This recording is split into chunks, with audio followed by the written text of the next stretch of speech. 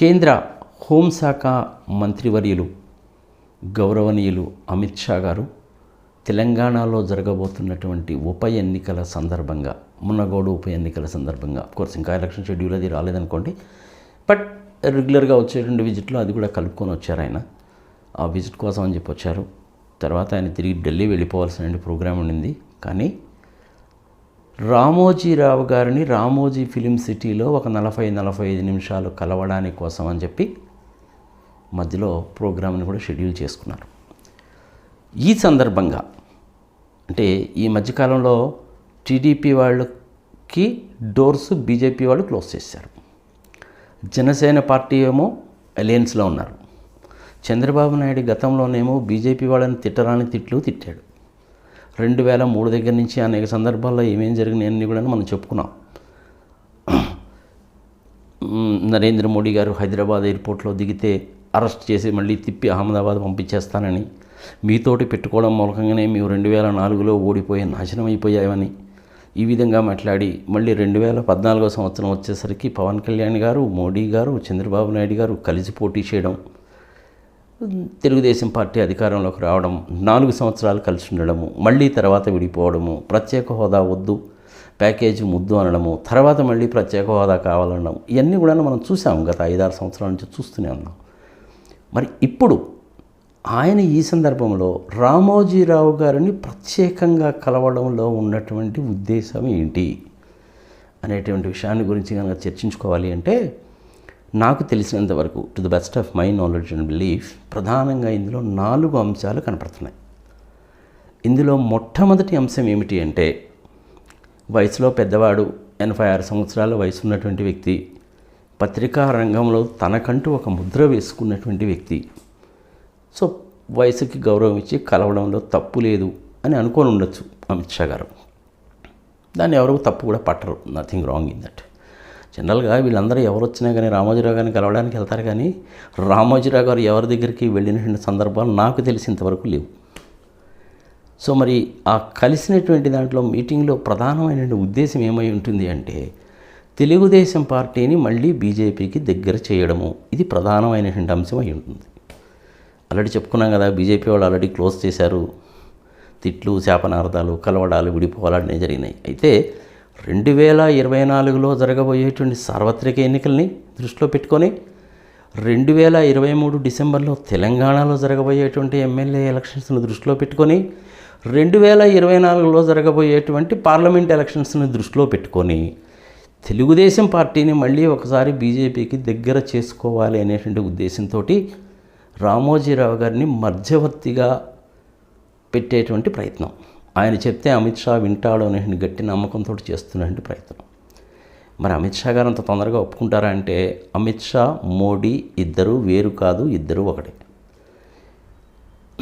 Prime minister హోదాలో ఉన్నటువంటి నరేంద్ర మోడీ గారిని, చీఫ్ మినిస్టర్ హోదాలో ఉన్నటువంటి నరేంద్ర మోడీ గారిని అనరాని మాటలు అని చాలా నీచమైనటువంటి లాంగ్వేజ్ మాట్లాడి, దరిద్రమైనటువంటి లాంగ్వేజ్ మాట్లాడి, చివరికి నరేంద్ర మోడీ గారి భార్య ప్రస్తావన కూడా తీసుకొచ్చినటువంటి చంద్రబాబు నాయుడు గారు, అమిత్ షా గారు అంత తొందరగా ఒప్పుకుంటారా లేదా అది వాళ్ళ విజ్ఞతగా వదిలేద్దాం. కానీ నాకు తెలిసినంతవరకు రామోజీరావు గారు ఏదో రమ్మన్నారు, ఈయన వస్తా అన్నాడు, పోతారు, మాట్లాడుకుంటారు. ఇద్దరు కలిసి బయటకు వచ్చి మేము ఈ విషయాలు మాట్లాడుకున్నామని చెప్తారని చెప్పి మటుకు ఎవరు అనుకోకండి. అలాంటి పనులన్నీ కూడా ఏమీ జరగవు. వాళ్ళిద్దరి మధ్య ఏమీ జరిగింది అనేటువంటిది మన ఊహాగానాలు తప్ప ఇంక ఏమీ ఉండవు. కానీ నరేంద్ర మోడీ గారు చెప్పకుండా, ఆయనకి ఇష్టం లేకుండా అమిత్ షా గారు చేయరు. 1-2 సార్లు ఇద్దరు మాట్లాడుకొని ఫోన్లోనే అనుకొని ఉంటారు. ఆయన ఏదో 1-4 సార్లు అడుగుతున్నారండి, సుజనా చౌదరి గారు అడుగుతున్నారండి, సీఎం రమేష్ అడుగుతున్నారండి, వెంకటేష్ గారు అడుగుతున్నారు, చంద్రబాబు నాయుడు అదే పనికి ఫోన్లు చేస్తున్నారండి. సరే వెళ్ళేసి వస్తానులేండి ఒక 5 నిమిషాలు, ఒక 10 నిమిషాలు అనేసి అంటే నరేంద్ర మోడీ గారు ఓకే అని ఉండవచ్చు. అందుకని చెప్పి రావడమే కానీ మనస్ఫూర్తిగా ఇష్టం ఉండి, నరేంద్ర మోడీ గారికి ఇష్టం ఉండి అమిత్ షా గారు వెళ్ళినటువంటి సందర్భం కాదు. ప్రధాన ఉద్దేశము తెలుగుదేశాన్ని మళ్ళీ ఒకసారి ఎలాగైనా సరే 2024లో ఆంధ్రప్రదేశ్లో అధికారంలోకి తీసుకురావాలనే ఉద్దేశంతో చేసేటువంటి ప్రయత్నం. ఇప్పుడు ఇది ఒకటి.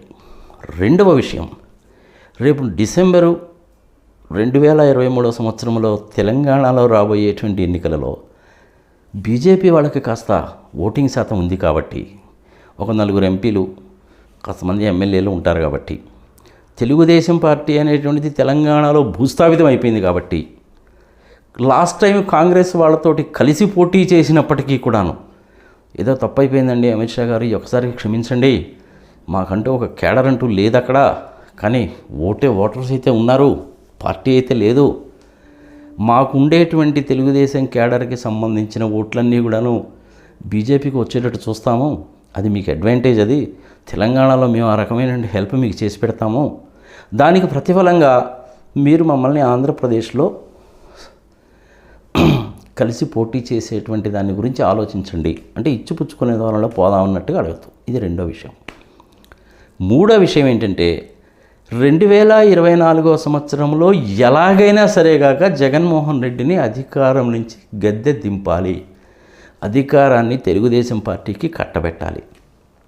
అది కనుక జరగాలి అనేసి అంటే మీరు కొన్ని పనులు చేయాలి. అందులో మొట్టమొదటి పని ఏంటంటే, ప్రస్తుతం జగన్మోహన్ రెడ్డి గారి మీద ఈడీ కేసులు, ఇన్కమ్ ట్యాక్స్ కేసులు ఉన్నాయి, గత 10 సంవత్సరాలుగా జరుగుతున్నాయి, ఒక కొలిక్కి రాలేదు కాబట్టి మీ చేతిలోనే income tax central bureau of investigation అంటే సిబిఐ ఉంటుంది, ఈడీ ఉంటుంది. నిర్మలా సీతారామన్ గారు మీరు ఒక మాట అనుకొని నరేంద్ర మోడీ గారి చేత ఒకసారి ఒప్పించుకొని మళ్ళీ ఒకసారి జగన్మోహన్ రెడ్డికి సంబంధించినటువంటి భారతీయ సిమెంట్ లాంటి కంపెనీస్ మీద, ఆయన పవర్ కంపెనీస్ మీద ఇన్కమ్ ట్యాక్స్ రైడ్లు, ఈడీ రైడ్లు, కస్టమ్స్ రైడ్లు, సెంట్రల్ ఎక్సైజ్ రైడ్లు, జిఎస్టీ రైడ్లు తదితర ఎట్సెట్రా చేయించి ఆయన్ని భ్రష్టు పట్టించి ప్రజలకు దూరం చేసి వీలైతే కనుక మళ్ళీ ఒక 5-6 నెలలు జైల్లో పెట్టేటువంటి విధంగా చేయాలి. ఇది మా కోరిక, ఇది మీరు మాకు చేసి పెట్టండి. చేయడానికి అవకాశాలు ఉన్నాయా లేవా అనేటువంటిది మీ చేతిలో ఉన్న వ్యక్తి, మీ చేతిలో ఉన్న పనే కాబట్టి మీరు ఏమైనా చేయొచ్చు. యాజ్ ఎ హోమ్ మినిస్టర్ మీకు విస్తృత అధికారాలు ఉంటాయి కాబట్టి మీరు ఈ పని చేసి పెట్టండి. జగన్మోహన్ రెడ్డి 2024లో అధికారంలోకి రాకూడదు. జగన్మోహన్ రెడ్డి గారిని మీరు దూరం పెట్టాలి. తెలుగుదేశాన్ని అధికారంలోకి తీసుకురావడానికి మీరు మాతో సహకరించాలి. మేము ఇద్దరము కలిసి కూడాను ఆంధ్రప్రదేశ్లో సీట్లను షేర్ చేసుకొని పోటీ చేద్దాము, ఇది చెప్తారు. మరి పవన్ కళ్యాణ్ గారు ఉన్నారు కదండి, మరి ఆయన పరిస్థితి ఏమిటి అంటే, పవన్ కళ్యాణ్ గారిని మేము మేనేజ్ చేసుకుంటాంలేండి, ఆయన ఏంది, ఆయన ఉన్నా ఒకటే లేకపోయినా ఒకటే, ఆయన మేనేజ్ చేసుకున్న బాధ్యత మాదిలేండి. అట్టట్టు కుదురుతుందండి. చంద్రబాబు నాయుడు గారు ఆయన మాతోటి ఎలియన్స్లో ఉన్నాడు కదా, ఆ ఎలియన్స్లో ఉన్నా పర్లేదులేండి, మేము ఒప్పించుకుంటాం, ఆ విషయం మాకు వదిలేండి, మేము చూసుకుంటాం కదా, కావాలంటే పవన్ కళ్యాణ్ కూడా ఒక 10 సీట్లు ఇద్దాం, మీరు ఒక 30 సీట్లు తీసుకోండి, మిగిలిన వాటిలో మేము పోటీ చేస్తాం. ముందు జగన్మోహన్ రెడ్డి జైలుకు పంపించేయండి, ప్రయత్నం చూడండి, ఆయన కేసులన్నీ కూడా 4 కేసులు పెట్టండి, ముమ్మరం చేయండి, ఏదో తొందరగా డెసిషన్ ఇచ్చేసేయండి. జగన్మోహన్ రెడ్డి చేసినది తప్పేను, 6 నెలలు జైల్లో పెట్టాల్సిందేనని చెప్పి జడ్జిమెంట్ ఇప్పించండి, అది కూడా మీ చేతిలో ఉన్న పని అనేటువంటిది మూడో విషయం అయి ఉండొచ్చు. నాలుగో విషయం అంటే ఇదంతా కూడా రాజకీయ పరంగా చూస్తే, నాలుగవ విషయము ఏదో స్వామి కార్యము స్వకార్యము అన్నట్టుగా రామోజీరావు గారి మీద కూడా కేసులు ఉన్నాయిగా. ఉండవల్లి అరుణ్ కుమార్ 2008 దగ్గర నుంచి దాని గురించి గత 14 సంవత్సరాలుగా పోరాడుతూనే ఉన్నాడు.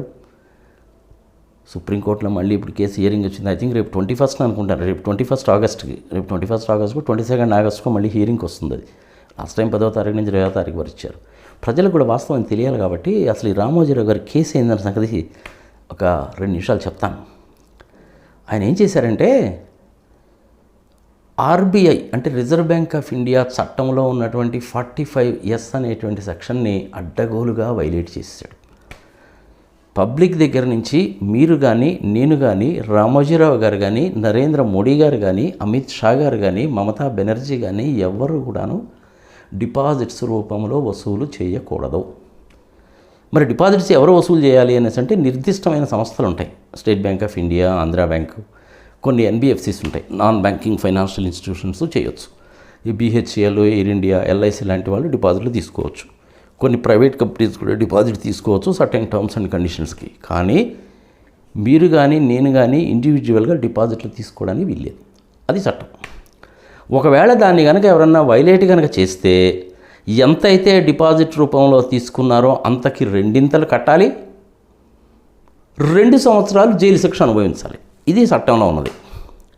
రామోజీరావు గారు దీన్ని వైలేట్ చేసి ఇంచుమించుగా 1998, 99 సంవత్సరాల నుంచి కూడా నా పనిచేశాడు. ఫైనల్గా ఉండవల్లి అరుణ్ కుమార్ గారు దాన్ని బయటికి తీసుకొచ్చారు. దాని విలువ ఎంత అంటే ఇంచుమించుగా 2,600 కోట్ల రూపాయలు. 14 సంవత్సరాల నుంచి ఆ కేసు జరుగుతూనే ఉంది. ఫైనల్గా జడ్జిమెంట్ ఏమొస్తుందో మనకైతే తెలియదు. కానీ తెలంగాణ హైకోర్టులో ఏం చేశారంటే 31 డిసెంబరు 2018 కరెక్ట్గా ఆ రోజు తర్వాత నుంచి అంటే 1 జనవరి 2019 నుంచి ఆంధ్రప్రదేశ్ హైకోర్టు, తెలంగాణ హైకోర్టు విడిపోయాయి. ఆ విడిపోవడానికి లాస్ట్ రోజు అంటే 31 డిసెంబర్ 2018 అక్కడ ఉన్నటువంటి జడ్జి గారు రామోజీరావు గారిది ఏమీ తప్పులేదు, అంతా సక్రమంగానే ఉందని కేసు కొట్టేసింది. రామోజీరావు గారు లాంటి వ్యక్తికి సంబంధించినటువంటిది ఒక కేసు ఆ విధంగా కొట్టేశారంటే అది ఒక పెద్ద సంచలనం అయిపోయి టీవీ ఛానల్స్లో, నేషనల్ టీవీ ఛానల్స్లో, ఇంటర్నేషనల్ టీవీ ఛానల్స్లో కూడా వచ్చి ఉండాలి. కానీ ఎవరికీ తెలియదు. ఆయన కేసును టేకప్ చేసిన ఉండవల్లి అరుణ్ కుమార్ గారికి కూడా ఆ సంగతి తెలియదు. తర్వాత ఎలాగో తెలుసుకొని మళ్ళీ ఆయన సుప్రీంకోర్టులో కేసు ఫైల్ చేశాడు ఆయన. సరే, అది కోర్టులో ఉంది కాబట్టి మాట్లాడకూడదు అంటారు. కానీ కోర్టులో ఉన్నటువంటి విషయాలను కూడాను ప్రైమ్ మినిస్టర్ మోడీ గారు కూడా చాలా సందర్భాల్లో మాట్లాడారు, మనకు తెలుసు. దీనికి తోడుగా ఇన్కమ్ ట్యాక్స్ డిపార్ట్మెంట్ వాళ్ళు థరోగా వెరిఫై చేసి 1,200 కోట్ల రూపాయల పెనాల్టీ వేశారు. సో ఇప్పుడు ఆ పెనాల్టీ మీద వడ్డీతో సహా కలుపుకుంటే అది ఒక 1,500 కోట్లు అయి ఉంటుంది. ఇన్కమ్ ట్యాక్స్లో ఉన్నటువంటి 269 SS అనేటువంటి సెక్షన్ దానికి సంబంధించిన కేసులాసను కనుక పరిశీలిస్తే ఇన్కమ్ ట్యాక్స్ డిపార్ట్మెంట్ వాళ్ళకి స్ట్రింజెంట్ యాక్షన్ కనుక రామోజీరావు గారి మీద తీసుకోవాలంటే 300% పెనాల్టీ వేయచ్చు. అంటే ఈ 1,200 కోట్లు ప్లస్ దాని మీద ఇంట్రెస్ట్ అంటే ఇంకొక 300 కోట్లు ఇన్ని సంవత్సరాల నుంచి 1,500 కోట్లు 3 సంవత్సరాలు 3 టైమ్స్ పెనాల్టీ అంటే 4,500 కోట్ల రూపాయల వరకు ఇన్కమ్ ట్యాక్స్కి. అక్కడేమో 2,600 కోట్ల రూపాయలు కాబట్టి డబుల్ ద అమౌంట్ అంటే 5,200 కోట్ల రూపాయలు. 5,200 కోట్ల రూపాయలు 4,500 కోట్ల రూపాయలు అంటే ఇంచుమించుగా 9,700 కోట్ల రూపాయలు రామోజీరావు గారు కట్టంగా ఆర్బీఐ చట్ట ప్రకారం ఆయన 2 సంవత్సరాలు జైల్లో ఉండాల్సిందే. ఈ కేసుని బెంచ్ మీదకి రానియకుండా, ఆర్గ్యుమెంట్స్ జరగకుండా ఈ 14 సంవత్సరాల నుంచి డ్రాగాన్ చేస్తున్నారనమాట. రామోజీరావు గారేమో 86 ఏళ్ళ పెద్ద మనిషి. దేశంలో మీలాంటి వాళ్ళకి నాలాంటి వాళ్ళందరికీ ఏమో నీతులు చెప్తాడు. ఇది న్యాయము, ఇది ధర్మము, ఇది అన్యాయము, ఇది ఎలా చేశారు, ఇలా చేశారని. కానీ ఆయన చేసిన పని ఏంటి? కేసులు తొందరగా తేల్చాలని ఇదే రామోజీరావు గారు చెప్తారు. కానీ ఆయన కేసు మటుకు 14 ఏళ్ళ నుంచి తేలదు. ఇన్కమ్ ట్యాక్స్, GST అంతా చక్కగా కట్టాలి, ప్రభుత్వానికి ఆదాయం ఎంత వచ్చింది అంత పోయిందని చెప్పి ఆయనే చెప్తాడు. కానీ ఇన్కమ్ ట్యాక్స్ వాళ్ళు ఆయన మీద వేసిన పెనాల్టీల గురించి మటుకు ఎవరు మాట్లాడడానికి వీల్లేదు. సో ఇది ఆయనకు సంబంధించిన కేసు. మోస్ట్ ప్రాబబ్లీ ఈ కేసులో కూడాను అమిత్ షా చేతిలో ఉండేటువంటి పనే కాబట్టి ఈ 86 సంవత్సరాల పెద్ద మనిషి ఇక ఇప్పుడు జైలు ఇదంతా ఎందుకు, సరే జైలు శిక్ష వరకు మినహాయింపు ఇచ్చేద్దాము. కానీ మరి పెనాల్టీస్ కట్టేటువంటి దాంట్లో కూడా ఎంతో కొంత కట్టాలి కదండి. మీరు ప్రజల దగ్గర నుంచి తీసుకున్న 2,600 కోట్ల రూపాయలు అయితే ఎవరికి ఏమి ఎగ్గొట్టలేదు, అన్నీ అందరికి కట్టేశారు, వడ్డీ కూడా కట్టానని చెప్పి చెప్తున్నారు. కానీ మీరు కట్టినటువంటి ప్రూఫ్ ఇంతవరకు గవర్నమెంట్ ఆఫ్ ఇండియా కానీ, ఏపీ గవర్నమెంట్కి కానీ, ఏపీ హైకోర్టుకి కానీ, రిజర్వ్ బ్యాంక్ ఆఫ్ ఇండియా వాళ్ళకి కానీ ఎవరికి చూపించలేదు. నేను రీపే చేసేసాను అని చెప్పి చూపించండి.